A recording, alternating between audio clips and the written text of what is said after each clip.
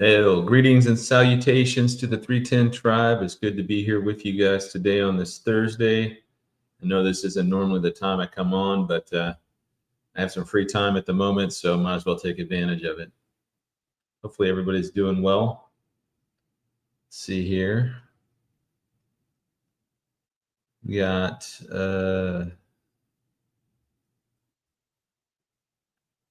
Merrick McKellick was the first one on. Little Light, Panache, Fabian, Straight Up.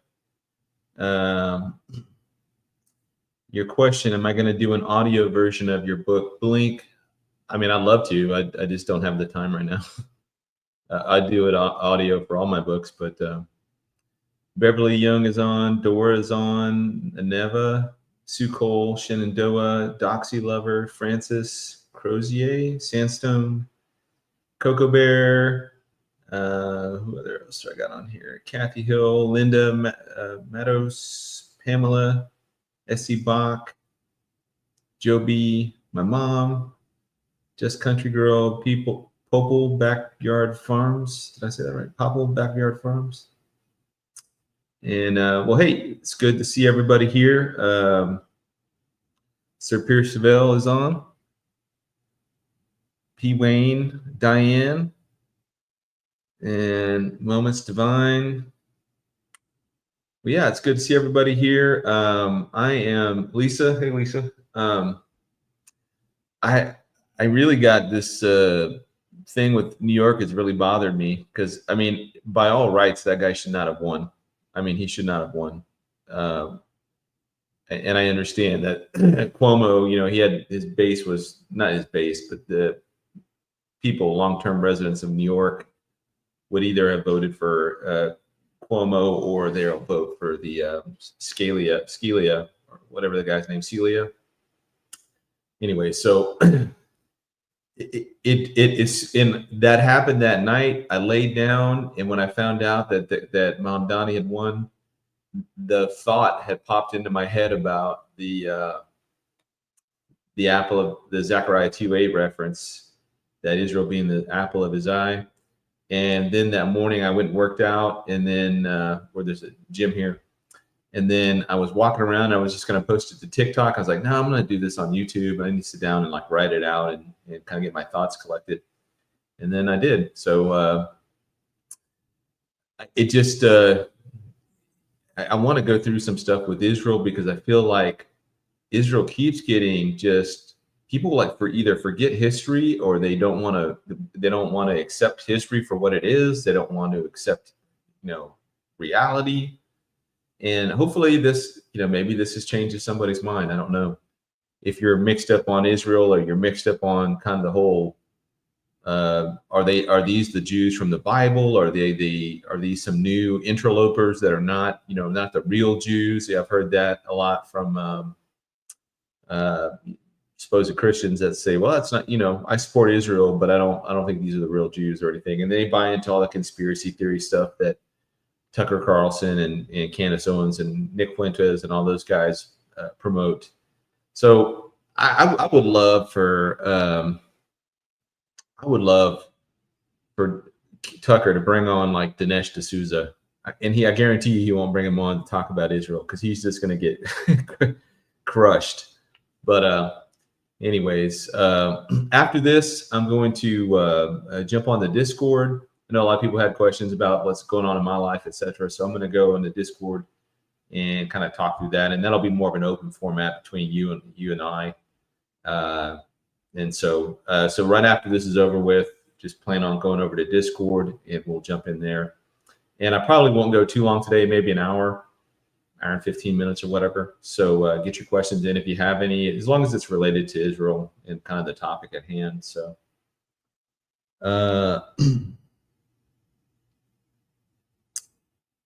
all right, here we go. Let's share my screen here.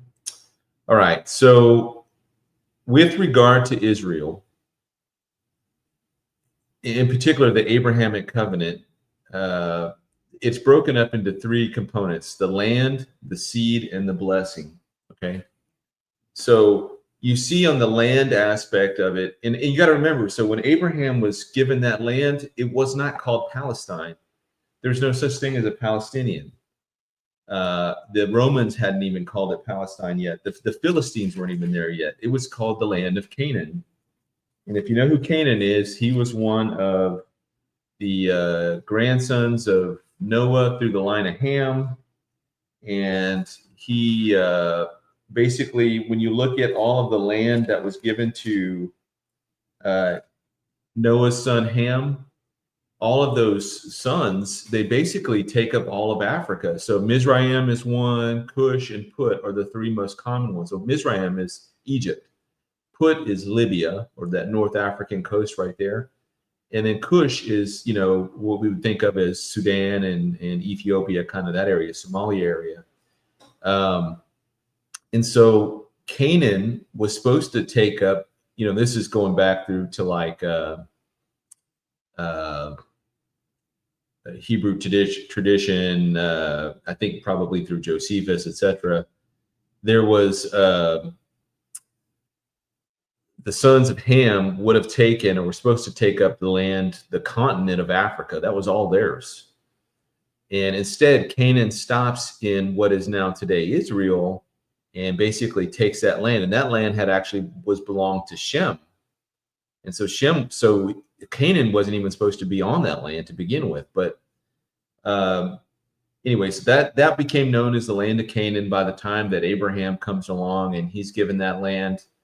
And so God shows him this in Genesis 12.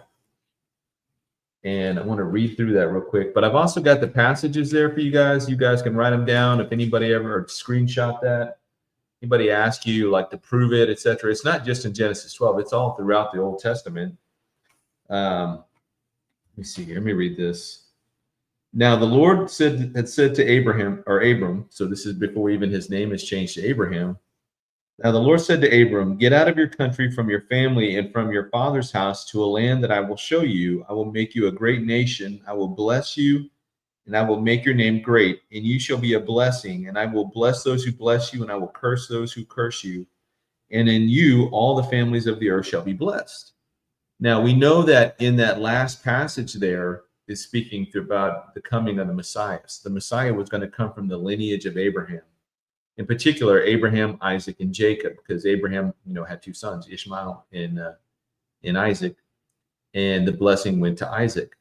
And so through Isaac, he had two sons, Jacob and Esau, and then the son Esau sold his birthright to Jacob, and then Jacob, you know, he's a bit of a trickster, right? But he ends up wrestling with God one night. A pre-incarnate Christ there in I don't know remember the exact chapter there, but he touches his hip, knocks his hip out of socket, and then changes his name to Israel. So then Israel had four wives, or two wives and two ladies that also helped birth the 12 tribes. So he ended up having the 12. And then one of those is Joseph. Joseph gets sold into slavery. He has two sons with his Egyptian wife. And then those two sons are included in the tribe. So there's always a mixture of 12 tribes. And depending on what the context is, if it's going to war, they obviously would not include the tribe of Levi, or some of these other things. They would leave one of the tribes out. So then one of Joseph's sons could fill in. So they're always there with the two tribes. So that blessing there in Genesis 12 has never been rescinded. It's never changed. God didn't pull it back later on and say, oh, I'm going to change my mind, you know, on this. But let me go over to Genesis 15 real quick. Let's see here. Verse 5, and he brought him outside. God brings Abraham outside. And he says, now look toward the heaven and count the stars. If you were able to count the number of them, he said, so shall your descendants be. And I wanted to point out two things. Let's see here. One of the passages, he shows them that your offspring will be like the sand of the sea shores. And that he's got a reference to both the seashore, the sand. If you can count the number of sand particles on the sand, that'll be like your offspring there. Let me see what it is.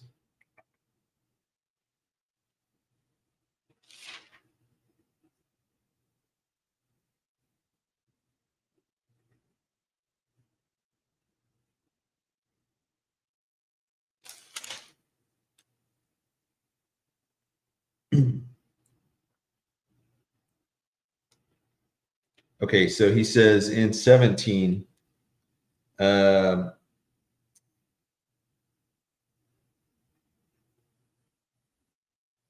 Abram was 99 years old, the Lord appeared to Abram and said to him, I am Almighty God, walk before me and be blameless, and I will make my covenant between me and you and will multiply you exceedingly. And then Abram fell on his face, and God talked with him, saying, this is God speaking, as for me, behold, my covenant is with you, and you shall be a father of many nations. No longer shall your name be called Abram, but your name shall be called Abraham, adding the in the middle of it, the breath, right? For I have made you a father of many nations, and I will make you exceedingly fruitful, and I will make the nations of you, and kings shall come from you, and I will establish my covenant between me and you and your descendants after you in the generations for an everlasting covenant to be God to you and your descendants after you. And also I give to you and your descendants after you the land in which you are a stranger, all the land of Canaan as an everlasting possession, and I will be their God. So this was an everlasting covenant for the land. And then he was given the sign of the circumcision would be that everlasting sign of that covenant. And then we go to, let's see here, 17, let's see, there's 23. It's reiterated to, it's reiterated through Isaac, and it's also reiterated through Jacob. So you have the three generations of the patriarchs where this promise, the land, seed, and blessing is reiterated. Let's see here. This is where Abraham takes Isaac up to the mountain, and he's going to sacrifice him. And then the angel of the Lord called to Abraham a second time out of heaven and said, by myself I have sworn, says the Lord, because you have done this thing and have not withheld your son, your only son. Blessings I will bless you, and multiplying I will multiply your descendants as the stars of the heaven and as the sand which is on the seashore, and your descendants shall possess the gate of their enemy. In your seed all the nations of the earth shall be blessed because you have obeyed my voice. So again, this blessing is going to find that fulfillment in Christ. But in terms of the land, and I think there's some foreshadowing here between God saying, I'm going to multiply your offspring like the sand which is on the seashore, which is innumerable, but that may be speaking to his biological descendants as well as to the stars being to those that are descendants by faith. But just because the stars, and just because as Christians, one of the arguments we hear a lot is that the church replaces Israel. No, just because the stars are going to be representative of his descendants, and that could be us by faith, the stars don't replace the sand. The sand is still there. The sand is still on the seashore. They're two different things. And so the church does not replace Israel. We're grafted into this. They're the natural branch. We're the wild branch, and we are the ones that are grafted in. We don't replace the natural. We simply we become part of the natural. We don't replace them. Anyways, so there's land, there's the seed, there's the blessing, and these covenants are supposed to be in perpetuity forever, forever, forever. So this is not something that ended when Israel ceased to be a nation. This still was in play going forward all throughout the diaspora. Both times they were in diaspora. We went through. Let me go to Leviticus 26:42. Find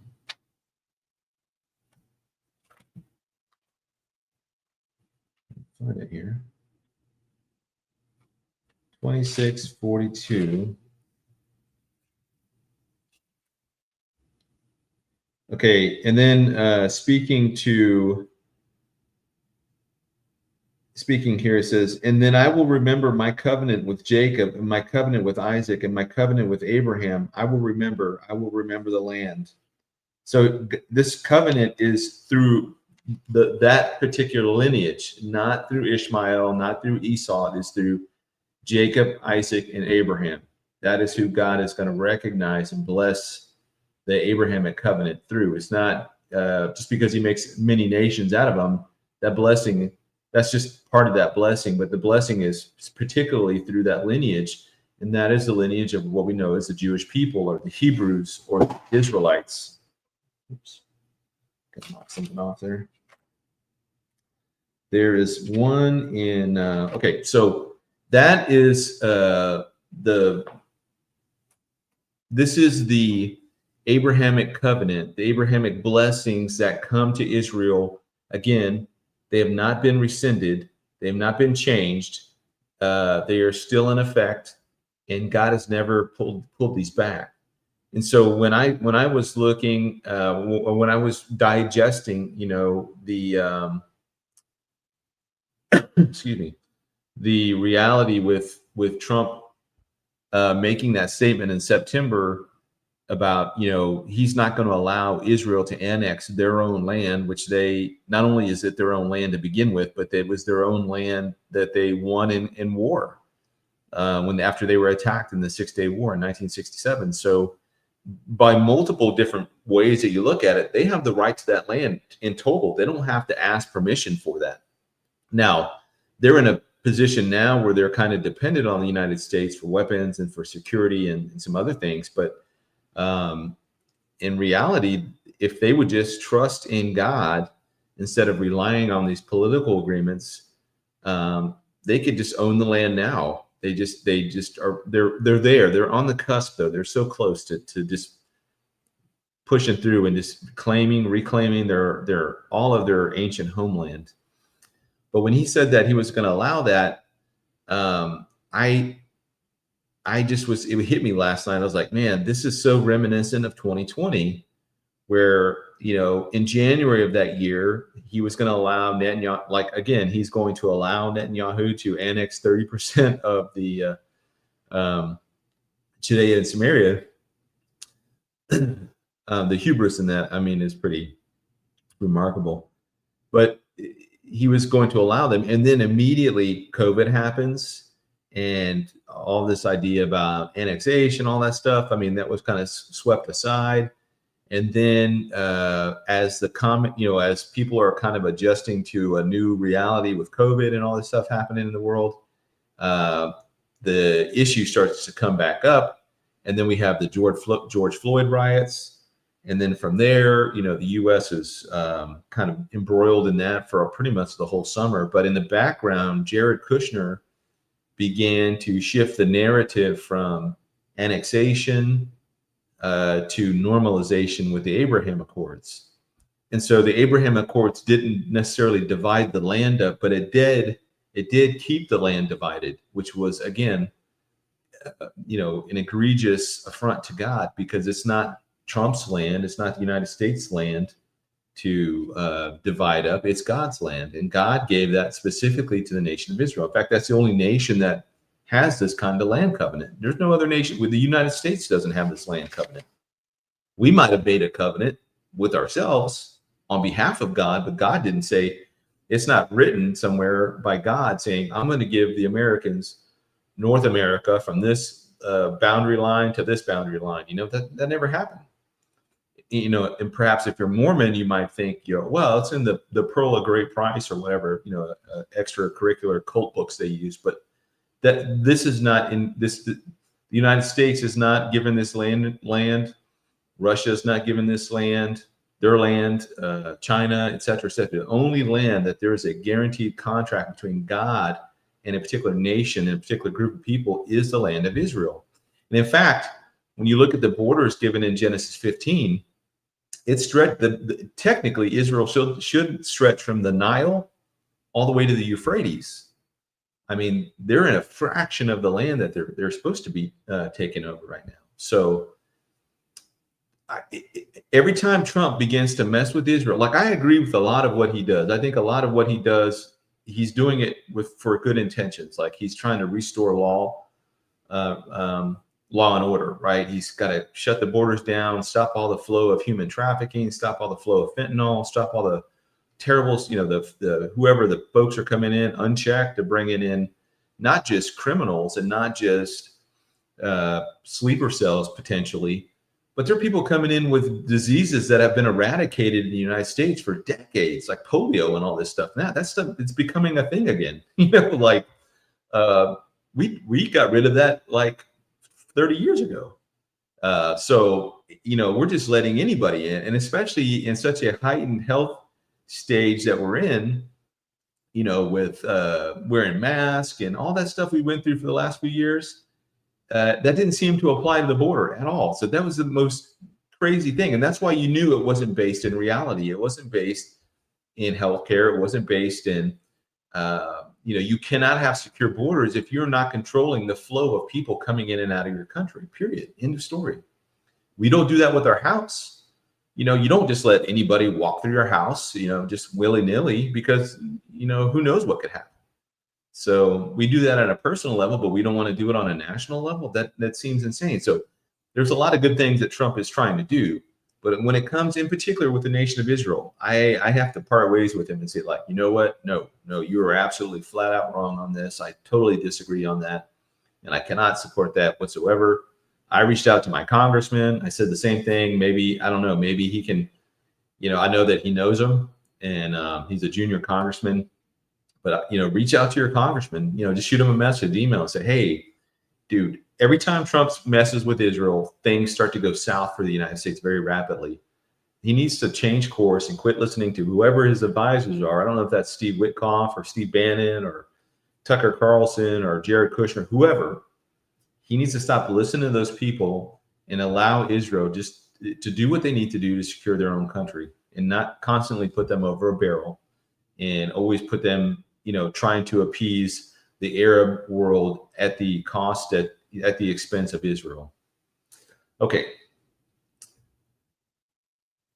Let's see. Next slide is going to be the covenants. So I wanted to just put this list on here because there's a lot of confusion over the covenants that are in Scripture and whether they're conditional or not conditional. So you have the Noahic covenant, unconditional. You have the Abrahamic covenant, which we just got through talking about. That is unconditional. That has nothing to do with Israel's behavior, their beliefs, their righteousness, the political party in charge, the kings, none of that stuff. It has to do with this promise that God made to Israel on behalf of himself. If you go back to Genesis 15 and you look at the blood oath ceremony that happens there, Abraham sets up the blood oath. He gets it all ready to go. And then God causes him to fall asleep. And then God walks through the dead animals on both sides. He walks through it with himself and makes this covenant on behalf of himself, on his word, not on Abraham's word or Abraham's righteousness or the Jews' righteousness or any of that stuff. This is set in stone. There's no changing this. There's no manipulating this. There's no wordsmithing it. It is what it is. God made a covenant with himself on behalf of this tiny little nation that most of their history don't deserve it. You're right. Even Moses talks about that in Deuteronomy. He goes, he didn't pick you because you're such great people. You're stiff-necked. He goes on this whole laundry list of reasons why they should not have this covenant, but they have it because God is gracious and he's faithful. But he chose them, and he's going to bless the world through them, right? Now, at the time, they knew somebody was coming. They didn't know who exactly. They didn't know it was going to be this person named Jesus of Nazareth, but they knew a Messiah was coming. Then you have the land covenant, again, unconditional. This is Israel's land in perpetuity, going forward forever. You can see that in Jeremiah 31, where, in fact, let me read that. Let me go to Jeremiah 31. And it is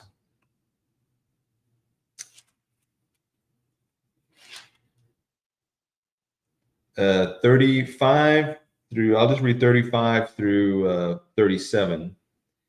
It says, "Thus says the Lord, who gives the sun for a light by day and the ordinances of the moon and the stars for a light by night, who disturbs the sea and its waves roar. The Lord of hosts is his name. If those ordinances depart from before me, says the Lord, then the seed of Israel shall also cease from being a nation before me forever. Thus says the Lord, if the heaven can be measured and the foundations of the earth can be searched out beneath, I will also cast off all the seed of Israel for all they have done, says the Lord. So we have not yet measured out all the heavens, and we have not even measured out the entire earth and the oceans. We can't even get to certain parts of the ocean. There's a lot of parts of the ocean we can't even get down to, and we never will. Because God says, if you could measure everything, if you could measure all of the heavens, and you could measure all the earth, he goes, then at that point, I'll get rid of Israel.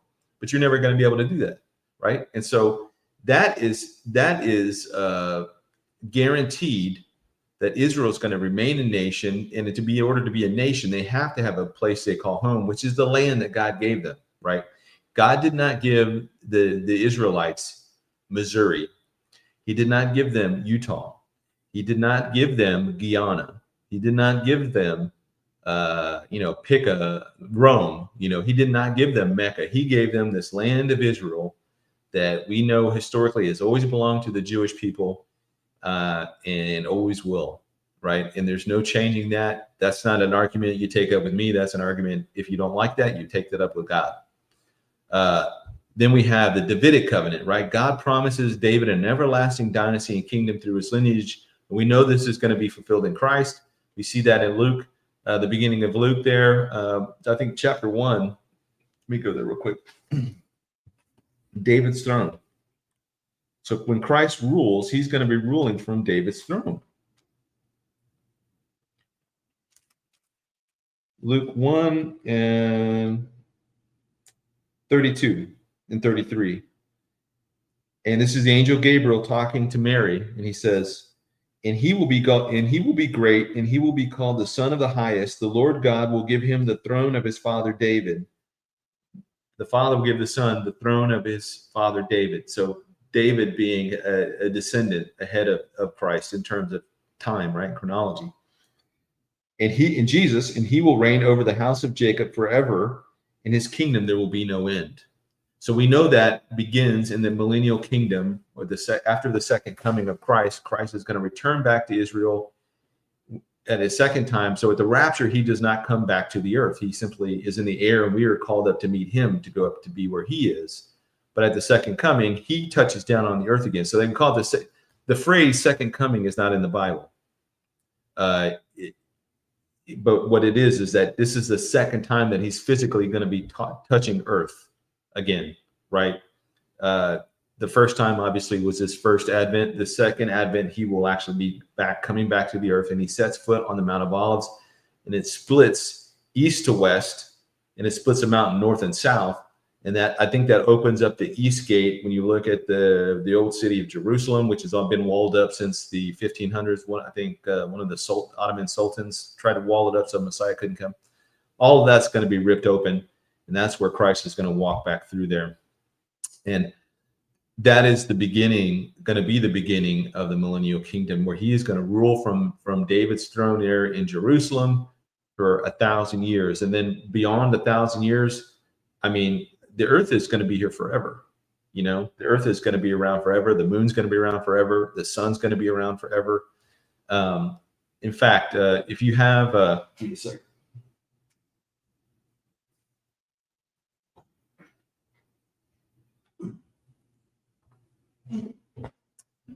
All right. If you have this book by Lee Brainerd, I guarantee you, I would put, I don't know, I'll buy you dinner, right? You will not get through half of this book before you come to that same conclusion, that the earth, the sun, the moon, all of that's going to be here forever. It's going to be renovated with fire for sure, but it is not, everything is going to stay in place. So that land, the same land that Moses led the Israelites on in the Exodus, we're going to be able to walk that. We're going to be able to walk where they walk. We're going to be able to cross the Red Sea where they crossed. We're going to be at we can see the exact same spot where David fought Goliath, or where the ark is, or the Noah's Ark, or the Ark of the Covenant. Or we're going to see where this martyr was killed, or this martyr took a stand, or this. All of these things are going to be there forever for us to see as a testimony, as a witness. Okay. Now, and then the last one there is the new covenant. We know that God is going to restore the new heart to Israel. We see that at the end of Revelation and after the midpoint, as they flee after the abomination causes desolation. There's going to be a certain percentage of the Jews that are just going to, for whatever reason, I don't know if it's because the two witnesses will have warned them or because there's enough Messianic Jews at that time, or the 144,000 witnesses, or whatever the case is, they're going to flee from Jerusalem when they see the abomination that causes desolation, the Antichrist desecrating this third Jewish temple. And as they flee and they hide out, presumably in Petra, then at a certain point in this, Satan is going to be trying to destroy them, and he's not going to be able to do it. God's going to supernaturally protect them. And then eventually they're going to cry out for Christ, or for Christ the Messiah to return. They're going to finally recognize him, and that is what's going to trigger the second coming. That's going to trigger him coming back at the second coming. So, but there's that new covenant, and that new covenant, we're getting a foreshadowing of that now with the church. And we are designed to provoke jealousy amongst the unbelieving Jewish people right now, because we have the Messiah. We recognize that Christ was the Messiah. We recognize that the only guy in all of history that could have fulfilled the time frame, according to Daniel, 70 weeks, that came between the 69th week, or came at the end of the 69th week, or died at the end of the 69th week, while the temple was still standing, before Israel had gone into diaspora, and also fit the time frame, et cetera, et cetera. Like, Christ was the only one that could do that. There was no other. Bar Kokhba couldn't have done that. None of these rabbis that have come over the last 15, 16, 1700 years were the Messiah. That their time frame is way off.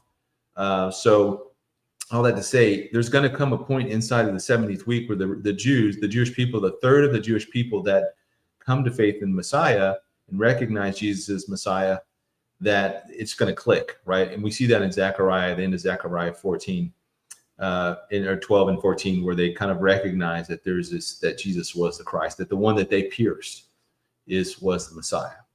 And that blindness is going to fall away from them, that is mentioned in Romans 11:25, that partial blindness is going to be removed, and it's finally going to make sense to them. So that is part of that new covenant as well. And this new restoration, where Israel's finally walking with their Messiah that had been prophesied, going all the way back to Genesis 3.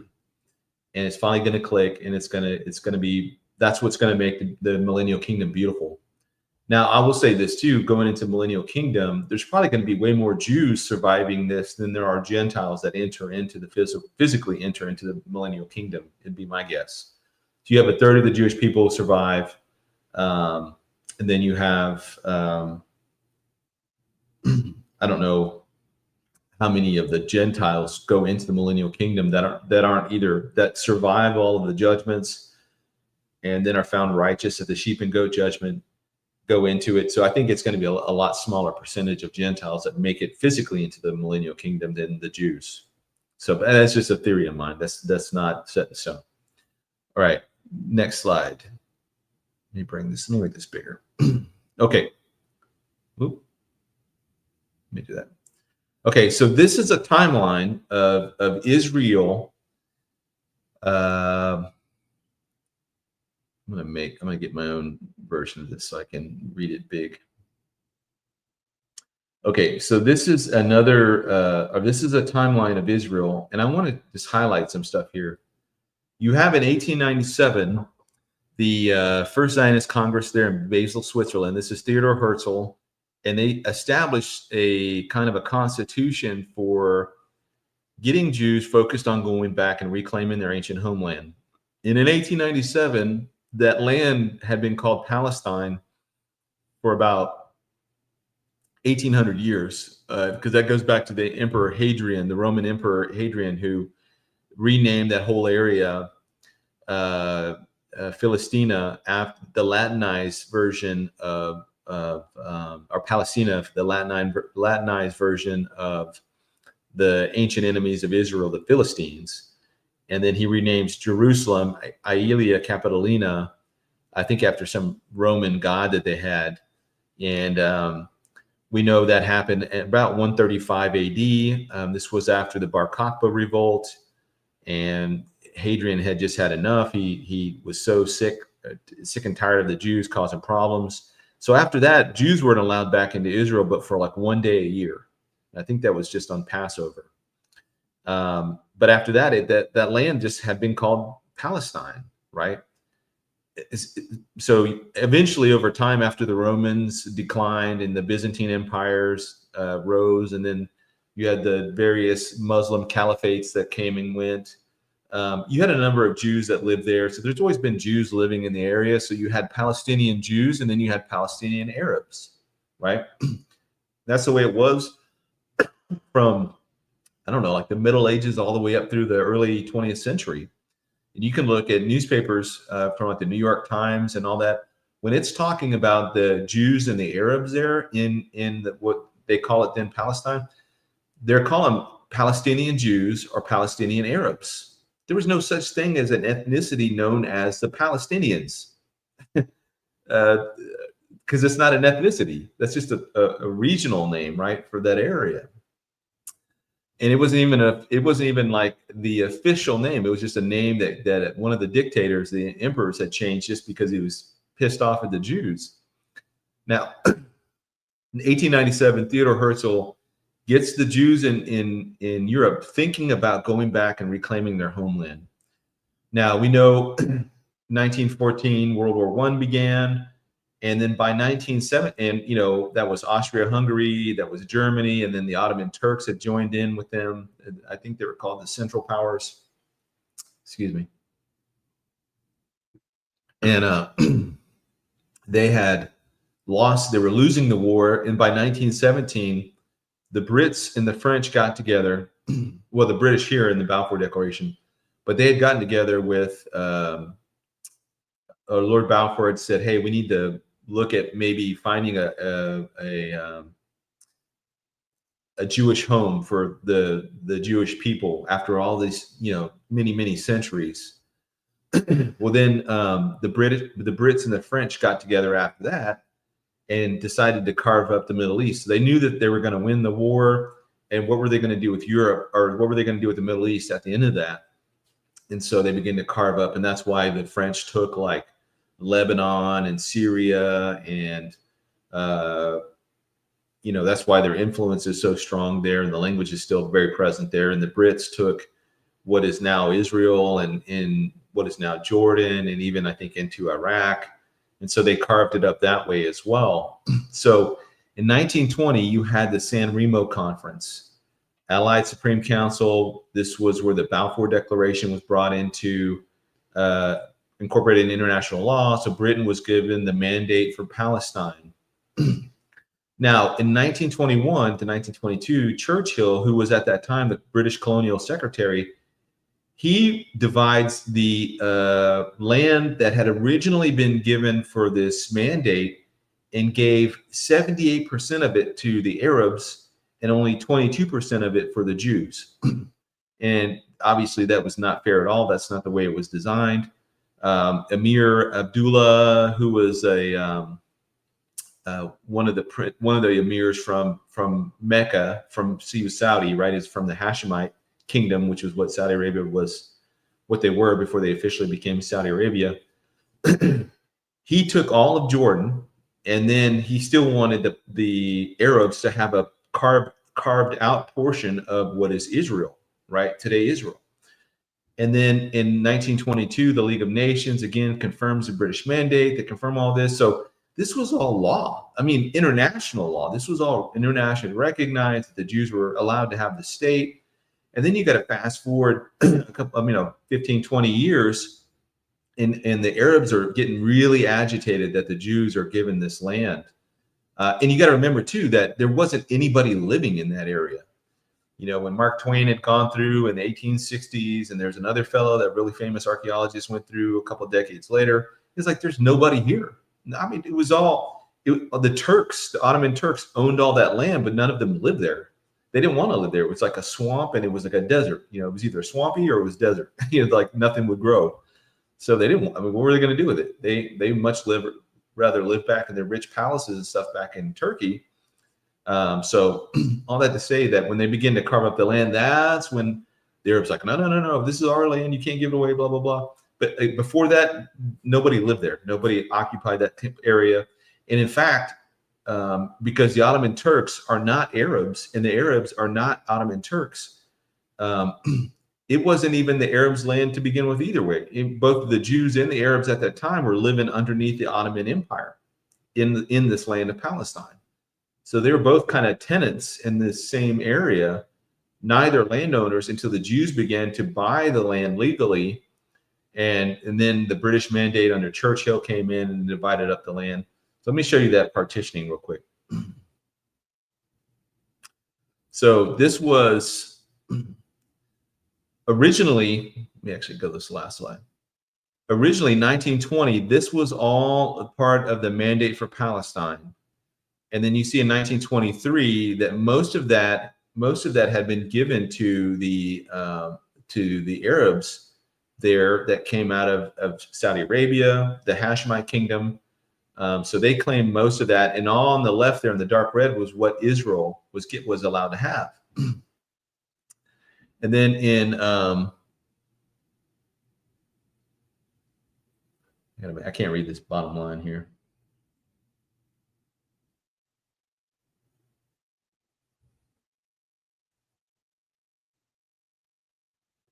Okay, so in the dark areas, the dark blue areas in 1945, that was land that was legally owned by the Jews. And in the green was land that was owned by the Arabs. And though you see in 1945, and then in the proposal there that went into effect in 1948, the United Nations had basically given all the blue areas to Israel and all the green areas to the Arabs. Now, you can't even have a land. You can't even have a country. A country cannot exist like that. It could exist like that if all of your neighbors were friendly and everybody was kind of the same, maybe in Europe, like between Belgium and Holland and some of those countries, you might be able to eke out a living as a nation that way, but not in the Middle East, and not when all of your Arab neighbors hate you and want to destroy you. And so that was not feasible. So then we see from 1948 that Jordan took control of all of basically what we call Judea, Samaria, to include Jerusalem and their parts of Judea there. And that was the way it was until 1967, when they joined and they fought against Israel, trying to throw Israel into the sea, try to push them into the sea, the 6-Day War. And they legally lost that war. The Jordanians, the Syrians, and all the rest of the countries, the Egyptians that fought against the Jews at that time, they lost that war. Excuse me. To include the Sinai. The Egyptians lost all of the Sinai. So they were forced to give that land back, the Sinai, and made that kind of a buffer zone between Egypt and Israel. But eventually, Egypt began to militarize that area, and they've also put up huge barriers between Gaza and Egypt and the Sinai there. The Egyptians don't want the Arabs there in Gaza anywhere near their country. So, and now you see that portion there that's in the green. Those are still areas held by Arab communities, and this is where we're talking about annexing.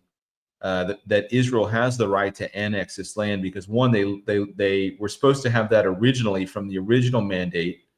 You see there in 1923, and then also the Arabs lost that land during the war. So I'm trying to think of a war where we just willy-nilly gave land back.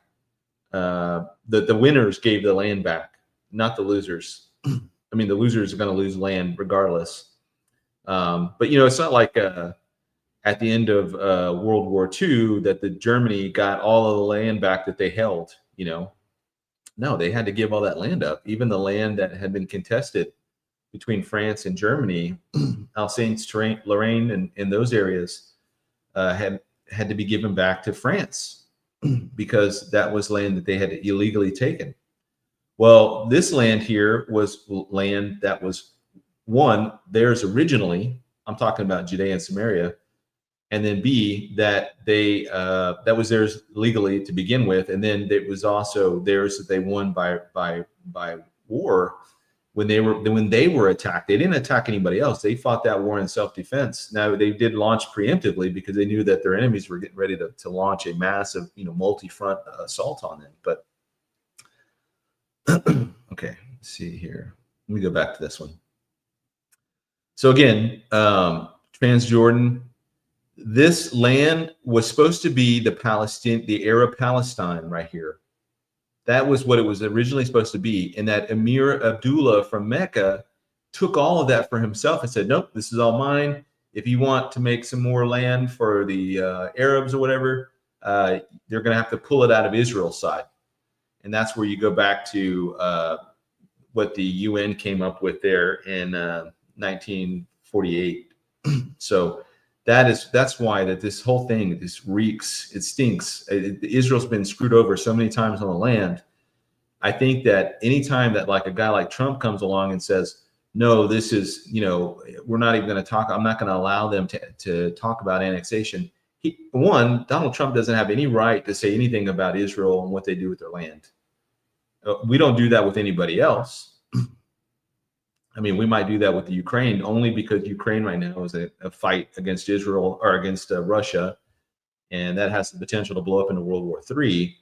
And only because, too, Ukraine has been very belligerent on this point as well, launching attacks into Russia, launching, blowing up bridges, blowing up, all sorts of stuff. So, I mean, there's some strings attached to that, but like we don't, 99% of the time with Japan, with any of these other countries, we're not telling them what they can and can't do with the land. So I support Trump. I voted for him 3 times. And I think he's much better alternative than Kamala Harris and then Biden and Clinton for sure. But at the same time, when it comes to the nation of Israel, I part ways with him on that because I don't know who he's listening to, but those guys are idiots. And they need to read their Bibles because that is never, the Abrahamic covenant has never changed, never wavered on that. And it's not going to change on that. So, okay. So going back to the, let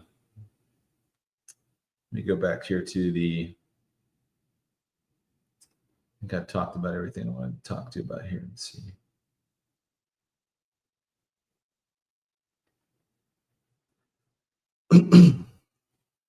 From 1922 in particular through 1939, you had a number of different Arab revolts. And when you read the New York Times, when you read any of the newspapers of record of that day, they either called the people in that area Palestinian Jews or Palestinian Arabs.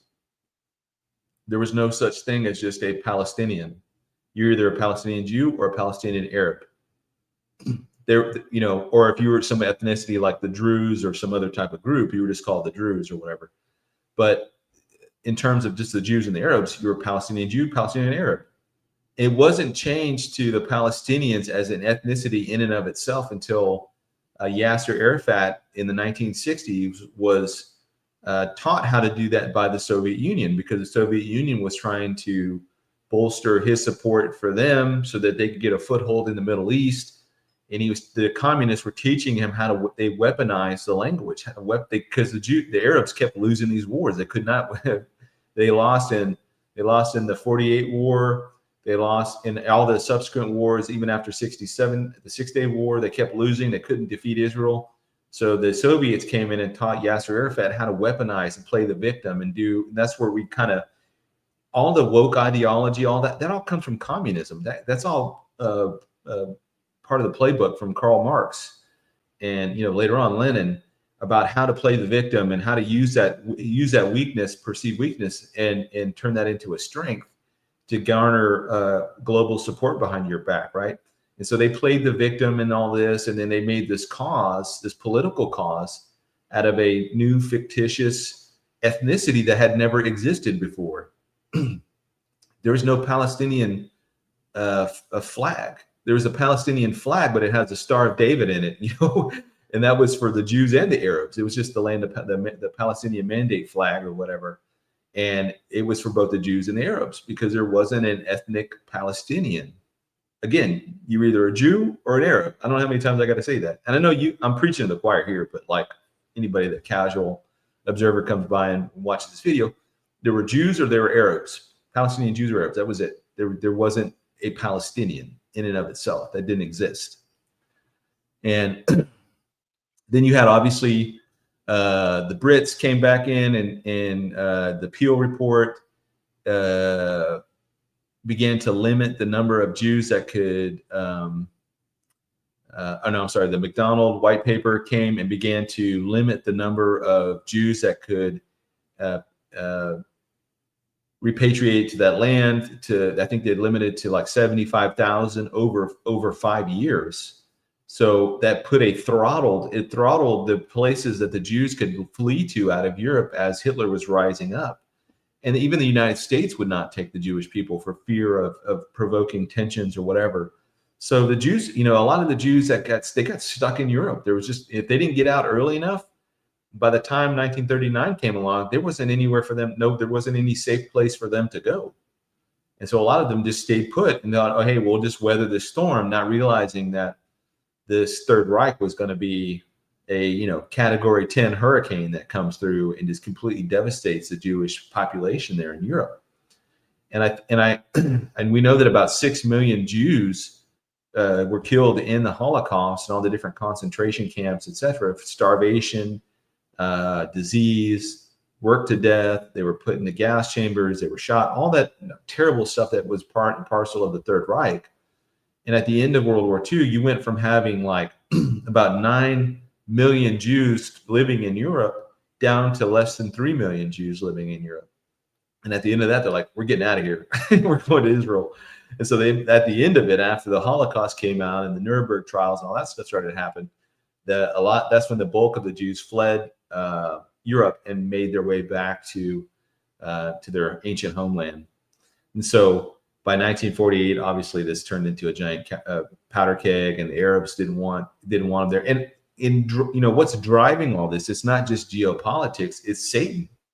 Satan realizes that if Jews, and Satan knew this back in again, Satan is a spiritual being. He's not constrained by walls and security clearances and closed hearings and all that kind of stuff. Satan can be a fly on any wall in the world that he wants to, or that God allows him to be in. So he knew that there was a movement afoot already, even at the United Nations level, to allow Israel to become a nation again.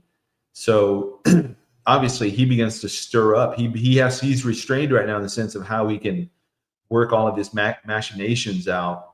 And he begins to stir up the Arab people. It had been even prior to that, but really like whipping them up into a frenzy to fight against the Jews and just not give them 1 inch at all, or 1 moment of peace in that whole area, because he knows that with the rebirth of the nation of Israel, we're in the end game. We're in the final stretch in terms of Bible prophecy.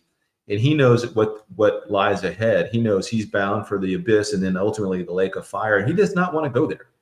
He knows where those places are. The demons, I think it's in Mark 9, when Jesus confronts the demoniac there at the Gadarenes, and these demons are like, have you come to throw us into the abyss before the appointed time? And so they all know what's coming, and they don't want to go there. Humans, on the other hand, not all humans, but humans that dismiss, life after death, or they dismiss heaven and hell, they dismiss God and all that. They're in it for a very rude awakening the minute they breathe their last breath, because then they're immediately thrust into the eternal realm where they're going to spend the rest of eternity, only to realize that God is real, only to realize that heaven is real, hell is real, demons are real, angels are real.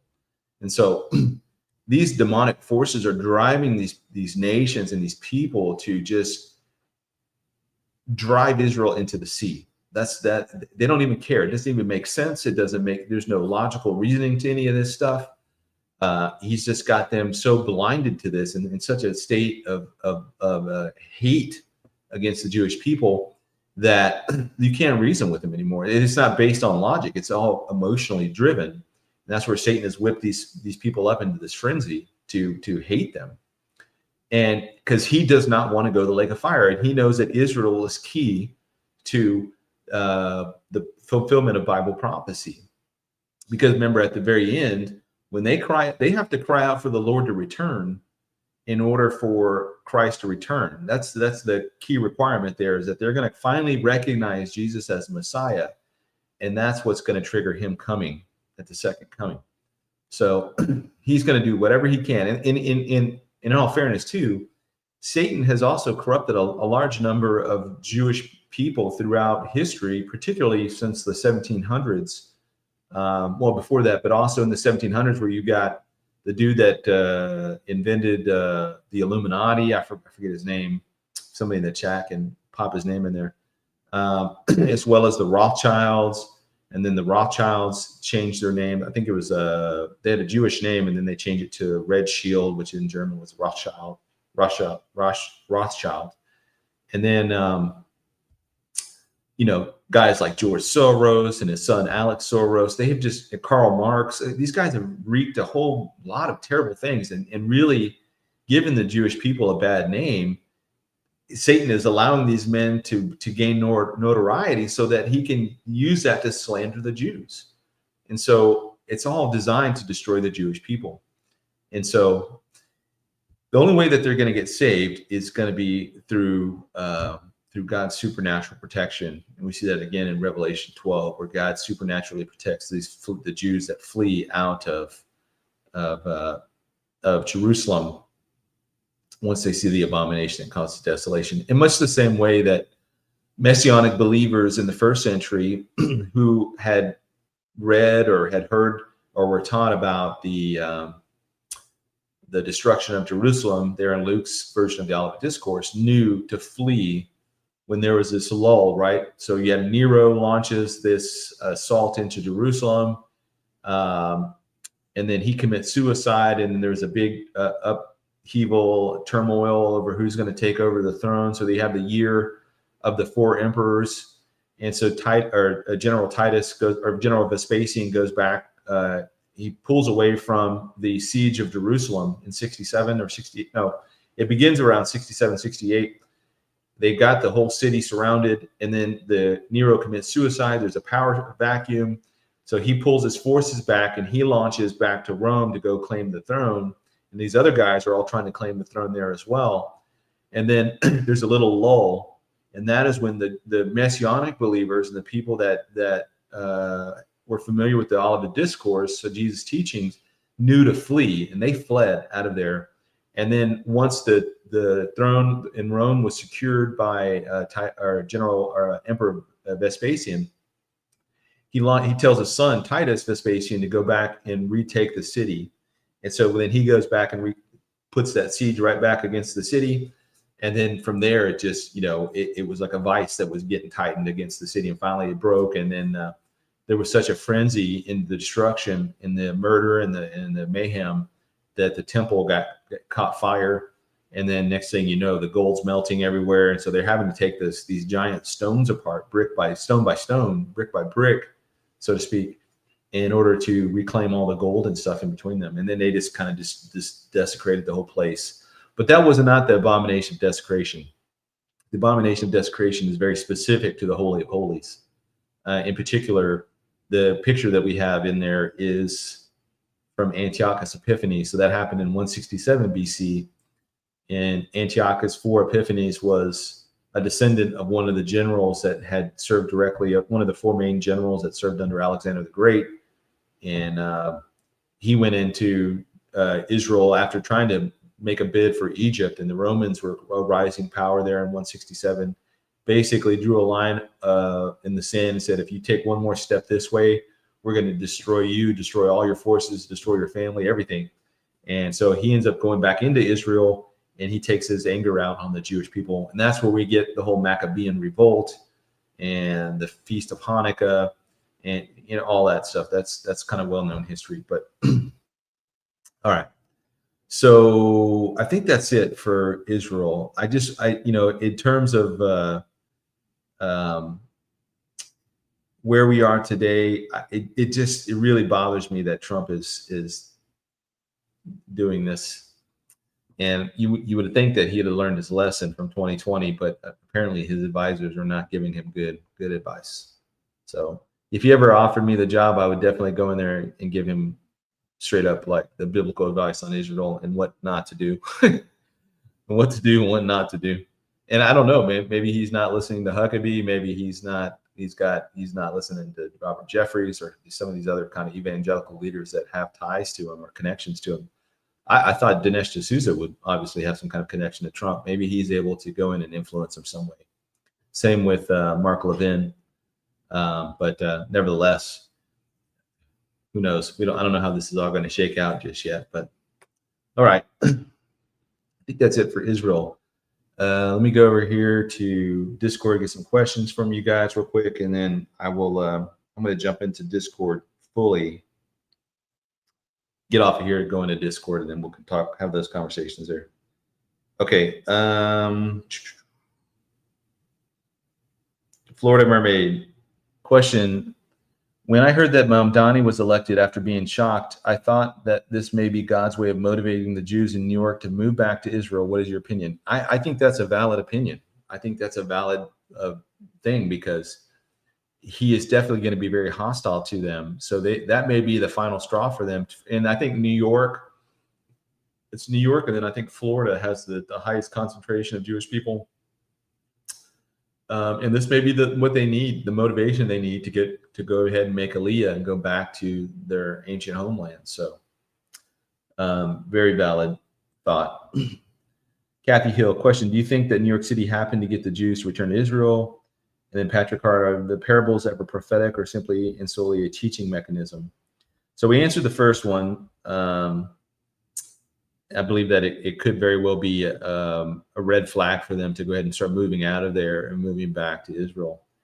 And as far as the parables, are the parables ever prophetic? Yes, they are. And I liken the the 7 kingdom parables, mystery kingdom parables in Matthew 13. Those fit on top of the 7 Pauline letters to the 7. Paul wrote 7 letters to 7 churches.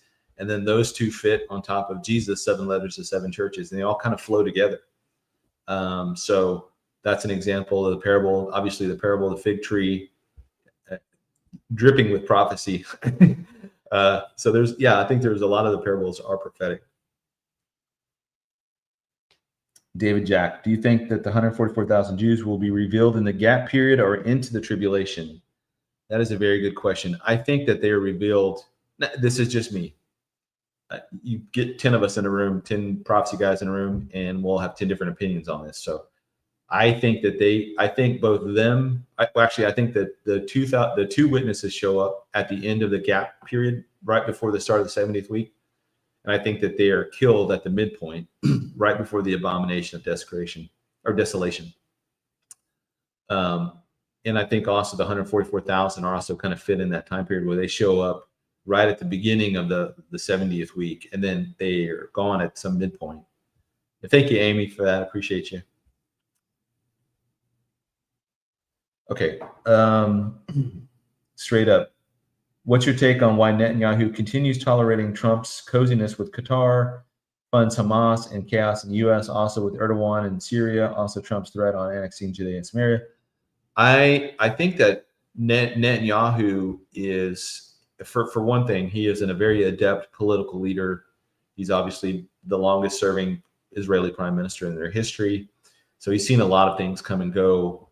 He's seen a lot of presidents come and go. And we know that he's had a friendship with Trump long before he was either a prime minister or Trump was president. So they've known each other for a very long time. So on a certain degree, on a certain level, I think that he respects Trump as a businessman, as a deal maker. And maybe Netanyahu's taking what he can get right now. And for him, even though annexation is the lesser of the two between annexation and normalization with the Arab neighbors, he definitely wants normalization as well, because, you know, they live in that neighborhood, man. You want to establish some type of normalcy between you and your neighbors and not constantly be at war.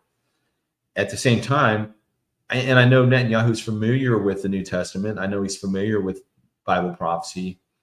I don't know how much he believes it or if he's a Christian. I don't think he is, but he might be. The first time I ever saw Netanyahu in person was in a church in San Antonio back in 90. He was on a prime minister at the time. I think he had served once and then he was out. But he was speaking at, I think, a Cornerstone church, and it was Pastor Hagee's church. I forget Hagee's first name. Anyways, I'm not a big fan of Hagee, but I'm just saying at the time I got invited to go listen to him speak at this church. And so I went, and I was sitting up in the nosebleed section watching him. But so I know that he's familiar and friendly with Christian evangelicals. How much of it does he know or believe about the New Testament or Bible prophecy? I have no idea. I've got to imagine that he does know and he is familiar with it, but he trusts Trump to a large degree. And I don't know the interpersonal dynamics between the two when it comes to things like annexing Judea and Samaria, or what his relationship is like with Steve Witkoff or Jared Kushner. I'm assuming it's friendly. I mean, you got to think, out of Trump's first term, he got Jerusalem recognized officially by the United States as the Jerusalem as the capital of Israel, eternal capital of Israel. And then I also got the embassy moved there, as well as other countries have begun to move their embassies to Jerusalem as well. So he has gotten some gains from Trump in the first administration.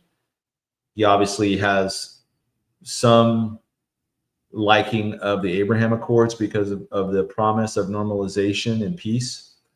And then obviously he's liked Trump's support militarily as well as diplomatically and economically against Israel's enemies like Iran and Syria. And so I think that the big issue here is that Trump doesn't really understand what he's doing when it comes to Israel. He's only looking at it from one lens. He's looking at it from the geopolitical lens and not from the biblical lens. And I got to imagine too that Trump's familiar with Armageddon. He's familiar with like the New Testament, Bible prophecy, that kind of stuff. And again, he either doesn't understand it, or he's being advised by people that are giving him bad eschatological advice. And so he's not fully on board with it. Okay, from Nona, will Hamas children under the age of accountability be taken in the rapture? I think they will. I think that children under a particular age will be taken up, because regardless of whether they're Hamas or they're Hindu or they're Buddhist or they're in some tribe in the middle of Africa, you know, whatever, it has nothing to do with their culture. It has nothing to do with what they know, because they're under this age and their brains aren't fully developed and they're basically just living in whatever place they were born into. That God in His graciousness will remove them if they're gonna be growing up and coming to that particular age of accountability inside of the 70th week. I think that they're going to be removed, because it seems like the completely out of God's character that He would allow something to become so a miscarriage of justice, if you will. You know, God is the perfect epitome of justice. He's a perfect epitome of what's right and what's wrong, and every shade therein, He understands it in its perfection, right? There's nothing that God doesn't understand in terms of all of the little gray areas and all the little scenarios that we try and throw at God. You know, what about the pygmy tribe in Africa that have never heard of Jesus, you know, blah, blah, blah. And they have a child that dies. Well, that child is going to go to heaven because that child was never given the full opportunity to come to that decision on his own, in either to accept or deny Christ. Because one, their brain's not fully developed, and that's how God developed it. That's how God created us. He created us so that our brains, our motor skills, our worldview, all that stuff would come in stages, right? We could have been born day one fully mature, I know that's kind of a bizarre way to think of it, but like imagine coming out of your mom's womb and be like, hey, what's up? This is the world. Wow, this is crazy. And have fully knowing that we could have been born that way, but we weren't. We go through the normal processes of where our body is growing, our mind is beginning to develop, and you don't get to that point of forming worldviews until your brain, the prefrontal cortex in your brain is where that is forming your critical thinking skills. That doesn't get fully kind of even fully developed, I guess, until like you're 20. And we see in the Old Testament, that was the age that God cut off. If you were over that age, you could not go into the promised land. If you're under that age, it says nothing about what the children, whether they were good kids or bad kids or whether, whatever. It just says that was the cutoff age. And, here we are a couple thousand years later, we realize that's around the time when your prefrontal cortex is coming into its own, and you're able to make full decisions based off of what you see around you. Your five senses feed your soul. Your soul is the seat of a man. It's your emotions, your memory, your reasoning skills, your affections, those kinds of things, right? And that's where you're mentally, that's how you form your worldview. So I don't think, regardless of culture, language, ethnicity, etc., if you die under this particular age, God's going to save you because he is long suffering that none should perish. And then also, if he's the epitome of justice and fairness and righteousness, how is he going to hold somebody accountable that doesn't know right from wrong? And if they know right from wrong, do they even understand the consequences of what they're doing? Like, I know a child at the age of 10 might know right from wrong. It's wrong to kick a dog or to pull their sister's hair or to steal a piece of candy or whatever. But they're not thinking through, they don't have the mind to think of even consequences. And that's why when we were young, we did so many stupid, dangerous things. It's a miracle in and of itself that I'm still alive, after all the things I've done. But, not just me, but most kids, because we don't think through consequences because our minds aren't developed yet, So there are things I did when I was 16 I would never do as an adult. No way. Cliff diving. Oh my gosh, no. All right. Doesn't Netanyahu have to listen to Trump because we supply him with all of his weapons and gear? From Beth. Well, they have contracts to buy, like, for example, when we have these big package deals and military support, et cetera, he may give Israel, let's say, $1 billion for weapons and stuff, but we have to buy, or the Israelis have to buy that from American companies. So then it goes back and supporting American companies, the American economy, et cetera, et cetera. So it's not just giving them that stuff to give it to them. It's giving it to them with strings attached. Oh, you can have this money, but you can only buy it at Lockheed Martin, or you can only buy it at, Bell Helicopter or Sikorsky or some of these other American companies. You can only buy it from them. You can't just go buy it from the Russians or from whoever. So, so it benefits the United States as well.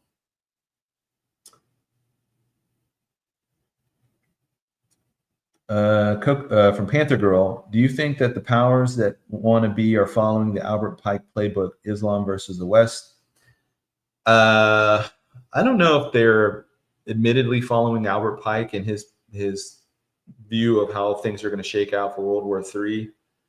And I know it's at times it feels like Islam is going to be that final world religion. And I just can't see it. I can't see it because at the end of Gog and Magog, you've got this massive coalition of military-aged Muslim males coming from all four corners, right? From the north, south, east, and west. And they're all marching on Israel.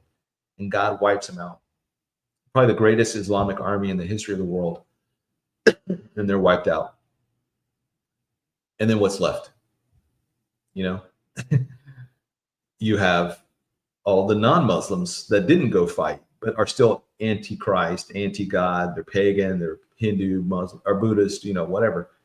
All the other religions that have not gone on board with Islam. And I just, for the life of me, I cannot see Islam providing some kind of a guide that's going to be some kind of Messiah figure to the Jewish people, not after the last 100 and something years of hostility. It'd be like saying that the Jews are going to accept somebody out of the Third Reich to be their Messiah, or somebody that was a Nazi. No, that's just as asinine as saying that a Muslim is going to be somebody accepted by the Jewish people as their new Messiah. So I don't see how that is possible. Okay. So to answer that, though, I think that the final great war with Islam is going to be Gog and Magog, and then beyond that, it's going to be this revived Roman Empire that, nature abhors a vacuum. So when you have the vacuum of militant Islam is kind of neutralized, what's going to be left over? Satan is going to take over. I think Satan is using the Muslims right now kind of as cannon fodder. He's just going to throw them at them because he knows that he can expend them, because they're not his final game. They're not his final play in all this. His final play is going to be to revive Rome again and have these sophisticated Europeans and these big fancy armies and the peace deals and the technology and all that. That's part and parcel where he's working this. But to him, an illiterate Arab that can't read or write and is blindly following the Quran, which he's never read, and just knows that he hates the Jews, period, he's just going to use them as cannon fodder because he can. And that's how I see that. Pam, do you think that Russia will join efforts to come to take booty since Israel has discovered so much natural gas? I think that they are part of the Gog and Magog coalition. Now, we know that a large percentage of the Russian army right now is Muslim, primarily from the areas of Dagestan, Chechnya, all basically the Balkan areas, and then Central Asia. We're part of the stands. It used to be the stands like Kazakhstan and all those places. Those could also be considered part of that forces of Gog. But I do think that Russia definitely has a vested interest in extending their empire back into the Middle East. They need warm water ports, which they lost there in Syria once the Gilani overthrew Bashar Assad and the Assad regime. But Russia very much wants these warm water ports there in the Middle East, and the natural gas, and on and on and on. We know that their main gas lines, Gazprom lines that were in the North Sea, got destroyed back a couple of years ago. And Israel's going to have this. They already have discovered this massive cache of gas fields. I don't know, cache is probably the wrong word, but big expanse of gas fields that they can be energy exporters for the next 100 years and still have enough for themselves and still have enough to sell to the whole world. So that's going to be part of it. It's just part of the allure that is going to draw Russia down into it. But I think primarily the Russian forces that launch in Gog and Magog will be the Muslim portions of those armies. From Beth, do you think that Charlie Kirk's death was a foreshadowing of John the Baptist just before Christ's coming? Not really. I think God allowed his death to accomplish what it's doing now and bringing a new generation of believers into faith in the Lord Jesus Christ. How much of that is prophetic foreshadowing? I don't think it is. If anything, maybe the death of Stephen, to some extent or whatever. But I don't look at Kirk as some type of John the Baptist figure, if that makes any kind of sense. But anyways. Okay, and then here, last one, Becky. Will the Jews be going through all the judgments during the tribulation along with the rest of the world? I don't know how all of that is going to work. So we know that there's going to be the seal judgments, the trumpet judgments, and then the bowl judgments. And in the seal judgments, what happens with the first four, and I think that the first four may be in play the entirety of the 70th week, is that you have the rider on the white horse, which is either the Antichrist himself personally, or it is indicative of the beast system that comes riding forth to conquer. And then out of that arises the 10 leaders, and then out of the 10, Satan or the Antichrist subdues 3, and then he takes over the whole thing. Then you have the rider on the red horse, which is kind of be this global war, and then you have the black horse, and then you have the pale horse. So how much of that is going to impact Israel specifically? Well, I think if Israel, so if you have the rapture, then you have the gap in time, however long that gap is, and inside of that you have Gog and Magog conflict, then Israel is already going to be supernaturally protected there at the beginning, at the outset of, or at the other side of Gog and Magog. And I think they're going to have the 2 witnesses show up, probably the 144,000. The deal, that the covenant that is arranged, that Daniel 9:27 covenant, whenever that officially starts, I think that may have something to do more with the Mosaic covenant, bringing in the Mosaic and bringing that and reestablishing that as the law of the land for Israel, rather than some kind of a peace agreement.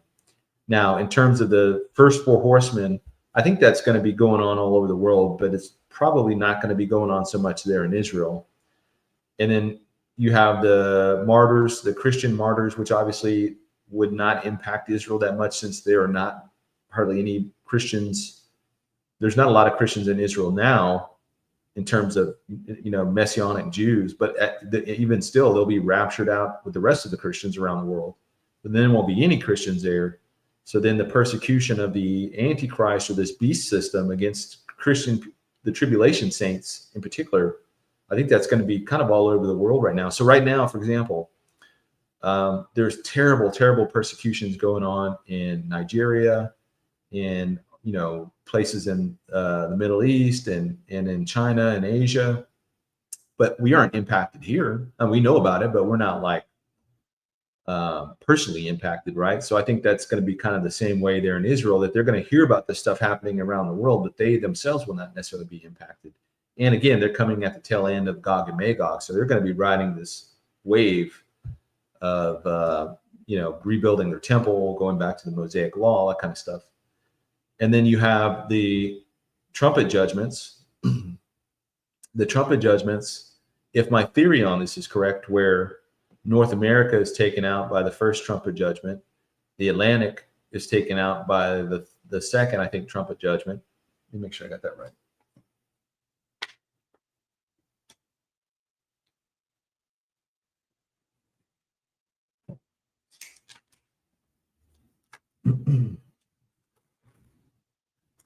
Okay, so the first trumpet judgment is the fire mingled with blood thrown to burn up 1/3 of the trees, and all the green grass was burned up. And I mentioned this numerous times. The Audubon Society did a study on all the trees in the world, satellite footage, et cetera, et cetera. And they figured that 1/3 of the trees in the world are in the Americas, North, Central, South America. So if at this time, after the rapture, even after the Gog and Magog, and then after even that the Daniel 9:27 covenant goes into effect, I think most of the Jews in the world will have already moved back to Israel. And the majority, say like 95% of them, are back in Israel. And so they're going to be on the tail end of the Gog Magog. They're going to be focused on cleaning up, rebuilding their third temple, the 2 witnesses. So they're going to be kind of focused on what's going on there. That's going to be kind of their epicenter for everything going on in the world. So if, for example, the Americas, which are going to be in varying states of collapse or disarray after the rapture, if something were to take out 1/3 of that land there, would be all the Americas, I guess, burning all that up. I mean, yeah, that's cataclysmic, and that's definitely catastrophic, but that's not necessarily impacting them in Israel at that time. Just like when a major earthquake or major volcano erupts in Kamchatka, Russia, I mean, we aren't impacted by that, even though it may devastate all of that area over there, or the air and the sea and the sky, etc. They're going to be aware of it, obviously, but again, they don't recognize the New Testament. They don't recognize the Book of Revelation. They don't accept that as true. So, to me, it makes sense that they're just going to look at this as kind of a natural disaster kind of event. And then you have a third of the oceans. Well, a third of the oceans is the Atlantic Ocean.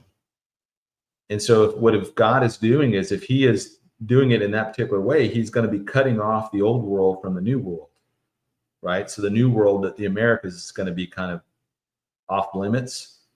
And then the new world, or the old world, which is Europe, Asia, Africa, that's all going to be where everything is going to be centered around. And it seems from a scriptural standpoint, from a prophetic standpoint, that's where everything is kind of focused on that area there in the land there. So I don't know how much of that they're going to be impacted until the midpoint, when the two witnesses are killed, and then the Antichrist comes into the temple and presumably erects a statue of himself inside of the Holy of Holies, and then desolates it that way, profaning it, in the way that he does.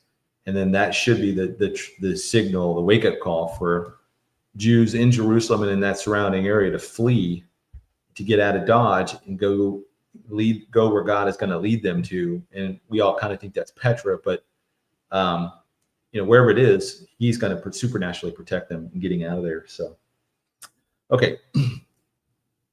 All right.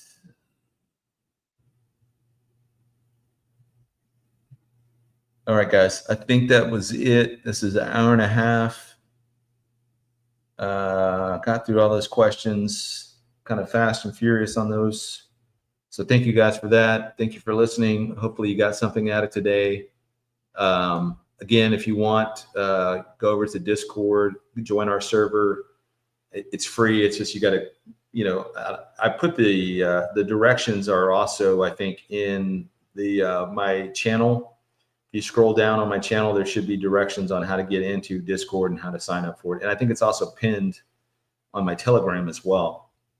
If there are directions for getting on a Discord. So it's just an open server. And when I live stream there, it's not recorded or anything like that. It's just, us talking, and then you can get on camera. I can see you, can see me, et cetera, et cetera. But I want to just give people a kind of update on where I am in life and things are going on here. So with me. So anyways, thank you guys. God bless you.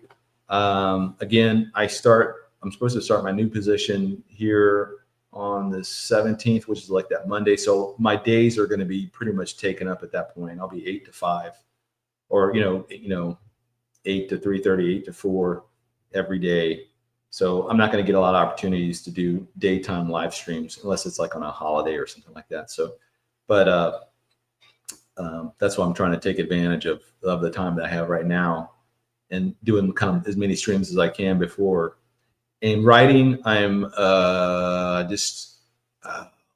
25,000 words into this book I'm writing with Terry James, and I need to get up to about 70,000, 80,000 words in this book. It's called The Machine Speaks, How Silicon Valley is Building the Image of the Beast. I'm talking about all the present technology. And even what I'm talking about is not even the most cutting edge, because the most cutting edge technology is still classified. It's still trademarked, and it's still hidden behind patents, and these companies that have developed this stuff, they haven't revealed in totality what they've got. But it should be a pretty, as close to up-to-date book as I can get out there on the image of the beast. So thank you guys. God bless you. And I'll see you over on Discord.